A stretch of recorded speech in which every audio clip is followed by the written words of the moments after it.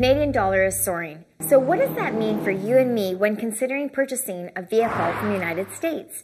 In fact, where do you even start? We sent out Patrick Maliha to figure that out.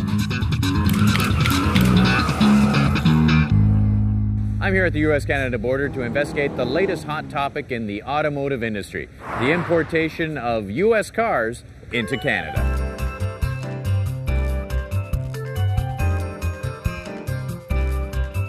I'm here with Pat Marshall of A&A Contract Customs Brokers Limited. Now, Pat, can I import any kind of car from the U.S. into Canada? No, you can't. Vehicles over 15 years old, there's no issues. Why is that? That's because they're not regulated by Transport Canada. Oh, okay. Vehicles less than 15 years old, I highly recommend anybody who's interested do some research. Check out the Register of Imported Vehicles website. That's www.riv.ca.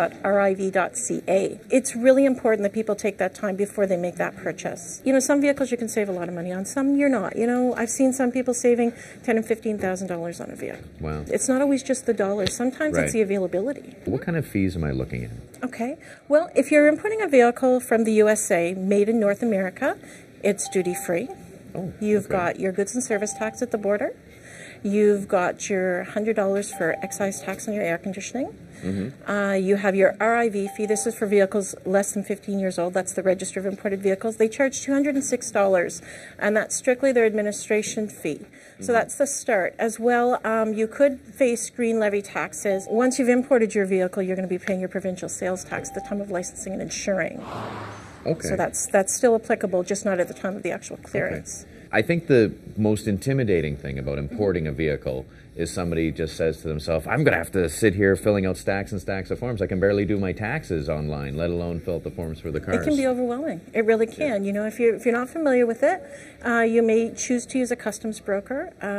Most brokers are quite familiar with the importation of vehicles. We specialize in that here. We have a department that's specifically doing just that from all over the world.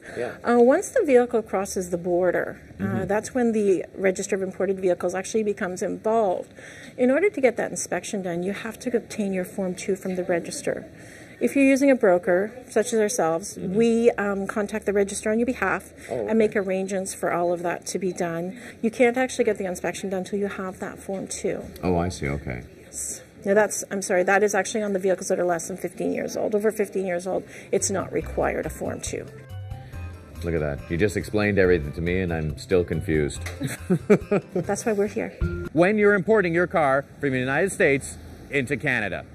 For the new driver's seat, I'm Patrick Maliha.